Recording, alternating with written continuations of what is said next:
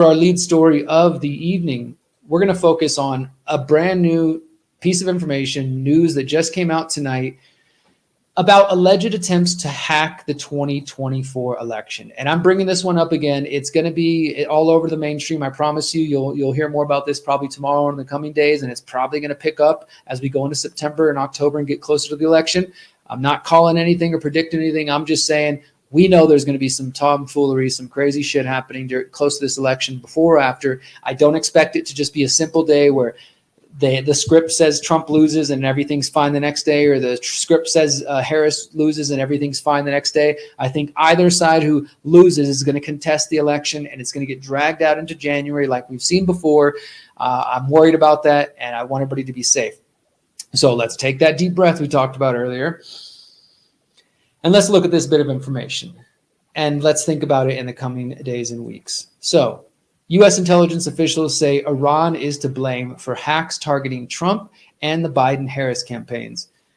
This was just reported by the Associated Press. U.S. intelligence officials said on Monday they were confident that Iran was responsible for the hack of Donald Trump's presidential campaign.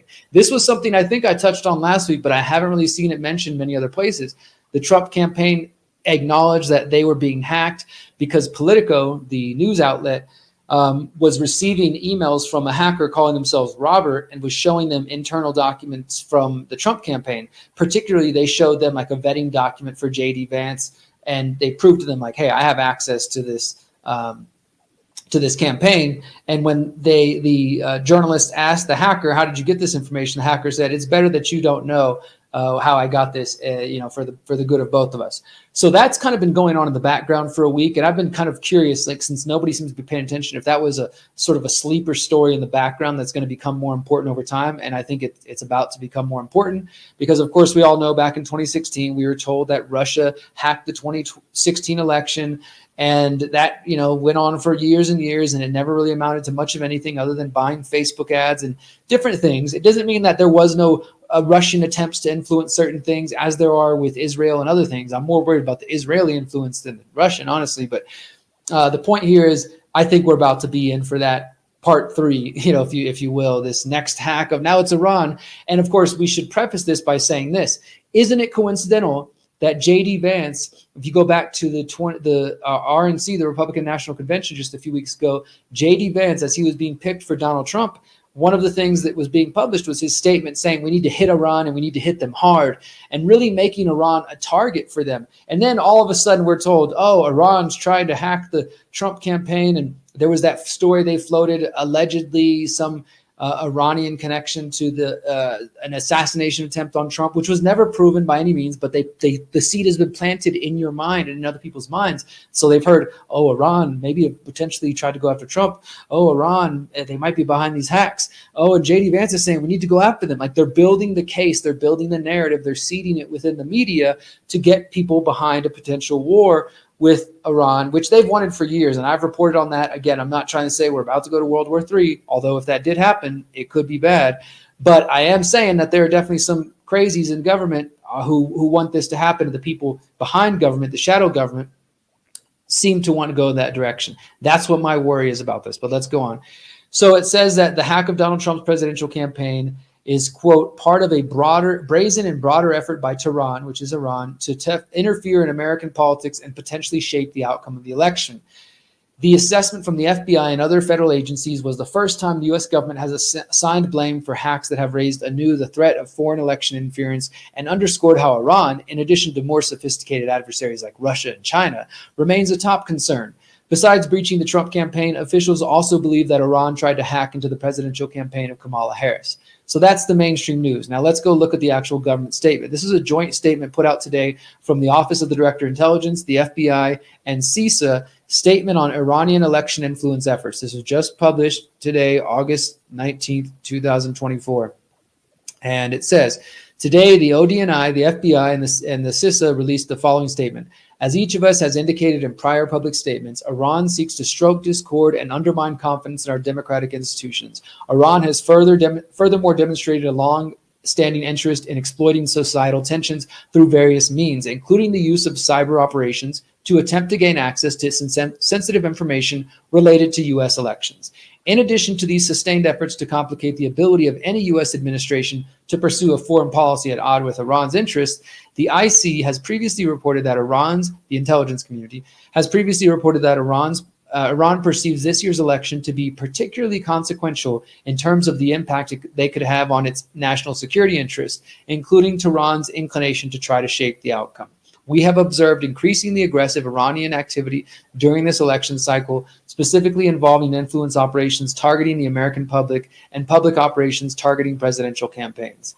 And so they go on to say this includes recently reported activities to compromise former President Trump's campaign, which the intelligence community attributes to Iran. The intelligence community is confident that the Iranians have, through social engineering and other efforts, sought access to individuals with direct access to the presidential campaigns of both political parties. Such activities include thefts, disclosures, and are intended to influence the U.S. election process. It is important to note that this approach is not new.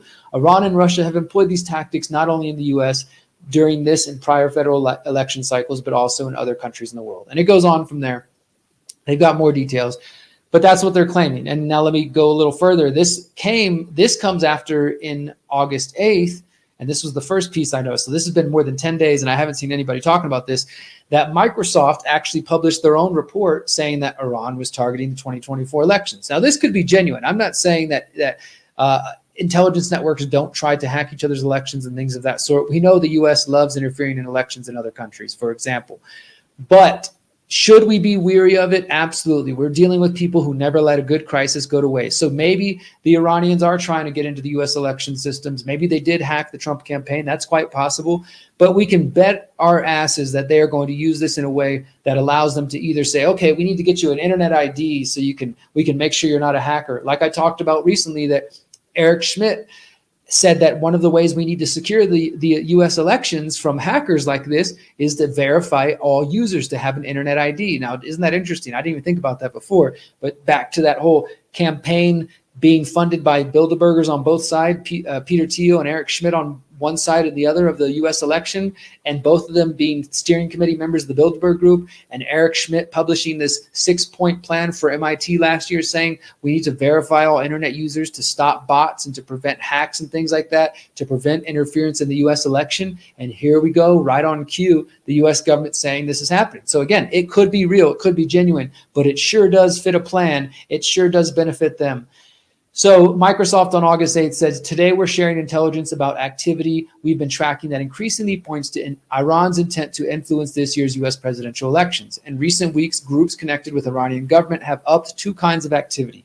First, they've laid the groundwork for influence campaigns on trending election-related topics and begun to activate these campaigns in an apparent effort to stir up controversy or sway voters, especially in swing states. And again, this is true. This shit does happen. This is what I've talked about, fifth generation warfare. This is a real thing. It does happen. And let me actually see if I can pull that clip up real quick. It does happen, and it's important for us to think about, because most people have no idea about fifth generation warfare. I'm going to actually pull this clip up real quick for you guys.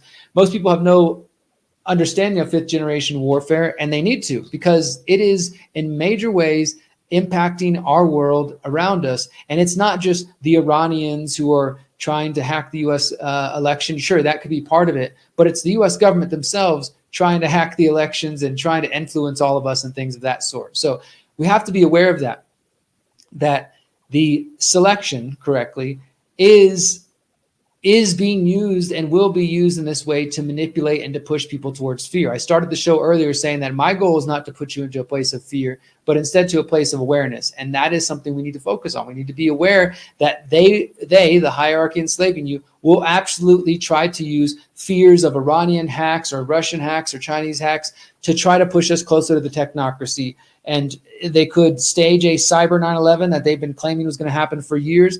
They could allow a hack to happen so then they can use it as the excuse they need to push the plan they want all along. I mean, these are their tactics. We know they're tried and true tactics.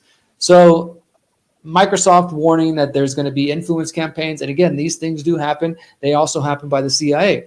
And this is the Microsoft report. It was published on August 9th. Iran steps into the U.S. election 2024 with cyber-enabled influence operations, a Microsoft threat intelligence report. So this was published more than a week ago. Like I said, Politico reported that the Trump campaign had likely been hacked because the hacker was trying to send them documents about things from within the Trump campaign. And then today we get the Office of the Director of National Intelligence, the Federal Bureau of Investigation, and the Cybersecurity and Infrastructure Security Agency, all three big federal government agencies saying collectively, now according to them, it's proven Iran is trying to hack the Trump and Biden campaigns. So as we lurch closer to this selection, I would not be surprised, my friends, if we do see some attempt to use this story in a way to push hysteria and also to blame whatever the outcome. It's a convenient out, right? Like, I think it's a convenient out for whoever loses in the storyline on this season of America's election. Like, if Trump loses, he could claim, well, there was Iranians were messing with things and, things changed at night. They don't even have to claim that it was the Biden-Harris cabal necessarily. They can just say the Iranians or Russia or Chinese, they helped them out because, communist Joe and this and that. The point is that this kind of crap can be used as an excuse for all kinds of things. And I promise you, my friends, you're going to hear more about this. I'm not saying it's going to become the biggest story in the world, but I definitely think as we get closer to this election, we're going to continue to hear more about this idea that the Iranians are influencing the election and everybody should be afraid of them. And then once whoever becomes president, now more than likely Trump would be the one to do it, not to say that the Biden-Harris cabal are not war hawks as well, but we all know who is Iran's number one enemy and who is somebody that they talk shit a lot about as well? Israel.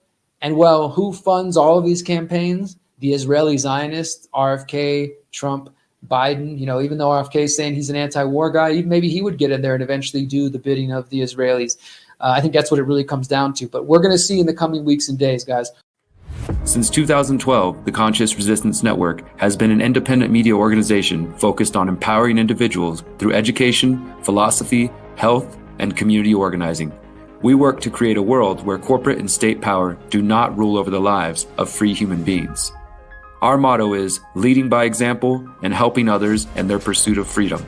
Visit theconsciousresistance.com to find our articles, documentaries, interviews, podcasts, books, and more. Remember, you are powerful, you are beautiful, and you are free.